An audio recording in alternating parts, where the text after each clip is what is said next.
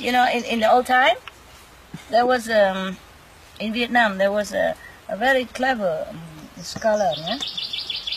And Chinese always try to do something to degrade our country, you know, and make our people feel like they're stupid and they're less and everything. So they always send some clever people to come to our court, and king court, and always challenge our people for this and that and others. Yes. So one time, it's just silly stuff, you know, I don't know how can they be so silly. They come and bring a rope about this long. Yeah, very long, longer, or whatever, I don't care. Well, this long. And they challenge our court to find a way to make this rope, the string, shorter, but not cutting it. So all the, you know, people are in the court. The king and co will feel really terrible headache. So the king and co invited this clever scholar, but he's very mischievous also. Sometimes he makes fun of the king and the court's people, and they can't do nothing about it because he makes in such a clever way, they can't do nothing. So that day, but they don't like him. They respect him because he's so clever, but they hate him because he always get away with whatever he does. They're making fun of them and they can't do anything.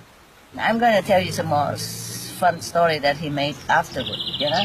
And now they invite this guy to come and to deal with this, how to make this string shorter without cutting it. He comes, piece of cake. Tell the Chinese officer, come tomorrow. I have a solution. So all the king and the court, tell us. Say, no, you know it tomorrow. Cannot tell now, a secret of heaven. You can't disclose secret of heaven, you know, that's normally they say like that. Tomorrow everybody comes in front of all the people. The Chinese official, you know, envoy, put this string on the table. Everybody see. Now you shorten it without cutting it, without damaging it in any way. That is so silly. I can't believe that the Chinese king would send you all the way here just to do this. Even a 5-year-old kid can know how to beat you. The Chinese court was very offended. Are you joking? I said, no, I'm not. And he called his son, 5 years old, come out. And the son bring a longer rope, put next to it.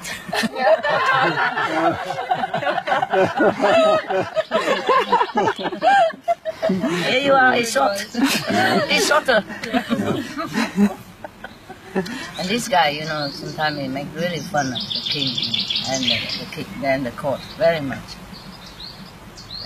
One time, you know, one of the court fortune teller, you know, because of kissing butt for the king, always say something, this and that and others. One time he said, you know, Your Majesty, you're going to live very, very, very, very, very, very long life.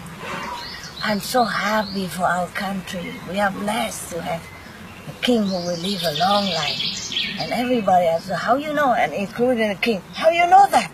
You know, because your nose is very long, you know, longer than your forehead. In the ancient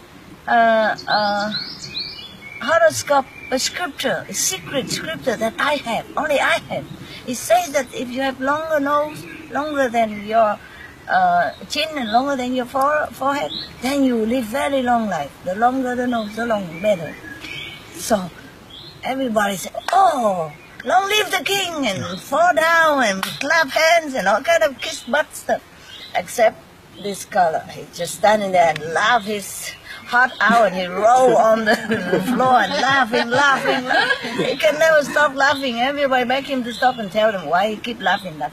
Finally, the king tells him, you tell me now, why you laughing? And he say he laughed because he's thinking of Peng Zu. Just like Noah, you know, in your scripture. He's supposed to live 800 score years. The Peng Zu also lived 800 years. Peng Zu of China. So he was laughing. And he said, but why you laugh at him? He said, because he lived 800 years. And imagine what his nose looked like. You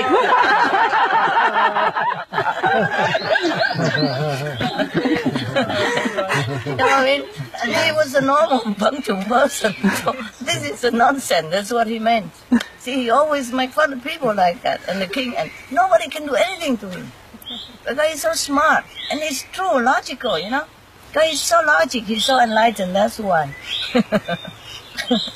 And one time, you know, the king hated him so much. Maybe after that, or something else that he made fun of the king, I forgot. He hated him so much. The king ordered all of his soldiers, you know, in the palace, go to the house of this scholar. His name is Quỳnh, huh? Quỳnh. It's a kind of flower also, very nice. Go to Quỳnh's house and just how you say, sitting all over around his garden. He said, like, go and sit, excuse me, okay? Go and poo all over his garden for me. So, okay, he said nothing. Say, if that's the king order, then, okay, do it. But he just say, you poo all over my garden. He didn't say you pee, so you cannot pee. Just poo, cannot pee. So, they're really... He said, whoever be, I will fine you, because that's not the king order. And then you go against the king order. I will tell him to chop your head even. You know, if you go against the king order, you chop head. The king is forget, you know. He said, go and poo all over, you know. He say bad word even. But how can you poo without pee? You know that? So, okay, so everybody has to go and trying to get something to hold the pee in it instead. You see what I mean? So he already prepared it. He prepared like a coconut, half of the coconut shell, and he sold it all to them. Very expensive. Then they had to buy it. Otherwise, what to do? Okay, good, fine. It's not the end, huh? Many months later, he came to ask the audience with the king, to see the king, to pay respect. Because he has harvested some very beautiful, there's some yam, you know, some kind of yam, a sweet yam, potato, sweet potato yam. In Vietnam, we like it very much. And especially very, very big this time, so big, yeah? And so he said he wanted to give it to the king because it's the first harvest, the first yams of all of his. Because you can harvest a little more afterward also.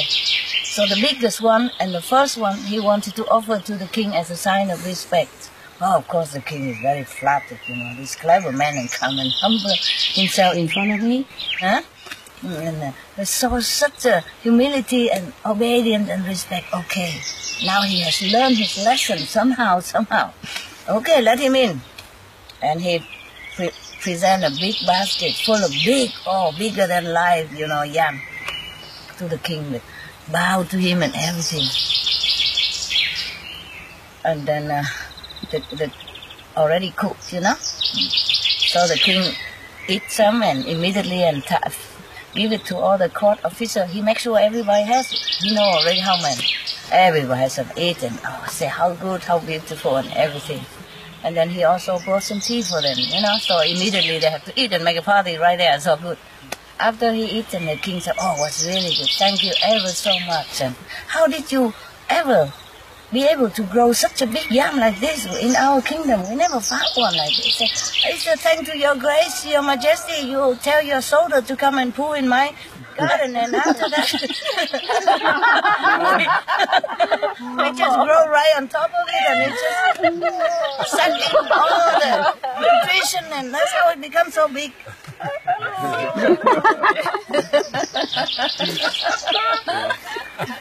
Also, he played with words also, you know, because you order it to be big, not too small. That's why all the yam even listen to you, you know, because in Vietnam, when you go to poo, mean big business, you know, big, and the pea is small. So you say, it's all your grace. You order it to be big, so it's big. What can they do? They ate already. They even say it's delicious. So all of them so angry like hell, but can't do nothing. So I have to just tell him go home. What can I do to him? He do nothing wrong, right? Nothing wrong. All humility and respect. All for the best of harvest. Oh man, that's the guy, huh? Yeah. And another time also, I don't remember how it begins. Just a lot of playing with words is difficult to translate into English. It will lose the meaning and it lost the fun. But at one time also he's short of money, yeah? Because the king are not in favor of him. So even though he's the best scholar in the country, because they have a competition, with the king and all the best teacher in the kingdom to open exam, like that. And everybody, poor or young or old or doesn't matter who can go there, attend the exam. And if you are top class, then you normally could be the prime minister of the country. But this guy somehow he didn't have luck because he always played with the king like that. So the king don't even favor him too much. So he went home and teach a few stupid kids in his village. Not enough money to take care of his wife or something. One time, so he's short of money. So he scrabbled all what he has, every penny he has, and rent a boat, go into the middle of a lake, a big lake, in the middle of it, and build a little thatched hut right in the middle of the lake. And then he came home and make a big room of everything. Oh my God, I went to that bamboo hut and saw incredible things. Oh my God. Oh, you guys, maybe, but it's better you not go and see it because maybe it's too far. And, who would like to go in the middle of the lake just to see the hut? Maybe you wouldn't believe it, would you? Right? So they're even more curious. Well, of course, we go and have a look, no matter what. So everybody hire a boat, and the boats was very expensive because he hired all the boats already. Take all the boats in his hand already, rent it, and now he charged very expensive. So, and he allowed only, a small group of people to go out at the time. Mm-hmm. Because only limit number of boats. One person, one boat to go out one time. Expensive. One person had to pay for the whole boat. Normally 10 people, one boat. And everybody can share $10 each. This guy is one person, one boat only because it's a very special thing. You can't just take too many people. Then you miss it. You miss it. It's too distracted. You miss it. So one person, one boat, and one after another going there. And everybody went there and come back. Say nothing at all to anybody else. And if anybody else didn't see it, then ask. And then he said, you go and look at it for yourself. Why ask me? I pay for it. You go look. So everybody, the whole village went there and see. Even the king and the court officers, everybody went there. And then everybody go home. Don't say nothing. You know what is there at the little bamboo house? What is there incredible? Nothing. He just put a big placard in the front of the bamboo hut. The hut has no door, nothing. It's just a four wall and a roof. That's it. Look like a hut, but it's nothing inside. And there in the front side, he put the sign saying,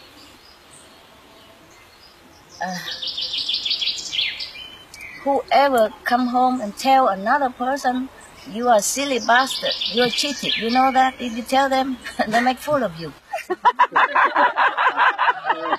So everybody went home, keep on quiet, because feeling being fooled already. So why tell? That's why the whole area is full. The king and all. Yeah. And he costs a lot of money. Oh. Everybody was so curious to come and see what is in there.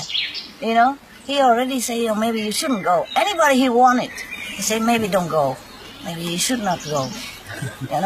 One is expensive, and you know what? You never know. You like it or not like it. There, don't go. But the more he said don't go, the more they rush to kill in there in front of his house. in front of the river, the lake, just to get the boat to go out. But that's a kind of bad karma because he made them miserable. Ah, Chuck, come on, don't be so serious. He already told them he shouldn't go. They shouldn't go. Yeah, yeah.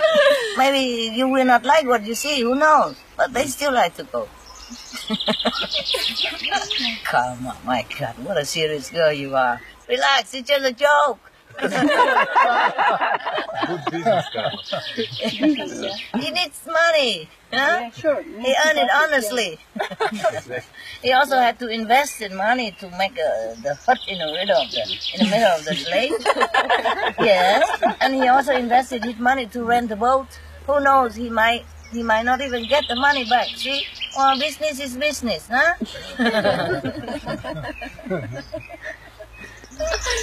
Yeah, okay. It's not very elegant, but probably at that time, our country was at peaceful time. Scholar or Marshal General has nothing to do, so it's also amusement for them, huh? And it's just some stupid king, and some flattering kiss butt kind of officials. So it's okay if you make fun of them. Just have fun. Yes, because maybe the king at that time, supposed to be not very good king, okay, not too bad, but not too good. It's a peaceful time and he's spoiled rotten, of course king, he wants everything he can have, and all the officers had nothing to do but to tell him how nice he looked, how younger he looked than yesterday, and how dignified he is and how good a king he is, all kind of talk all day, and such a talented person don't use, you see, and put him into a corner like that and have no money to spend and to live even, understand? So it's okay like that. Maybe it's a true story, maybe they just wanted to make fun of the king and the court at that time. Yeah. Not because you're king, you're smart, Yes. You're too surrounded by flattering people, not honest. Just to keep their own position and to earn money from the king and from the country, and not doing much good most of the time like that. So they just make the story to make fun of him, yeah, not necessarily true.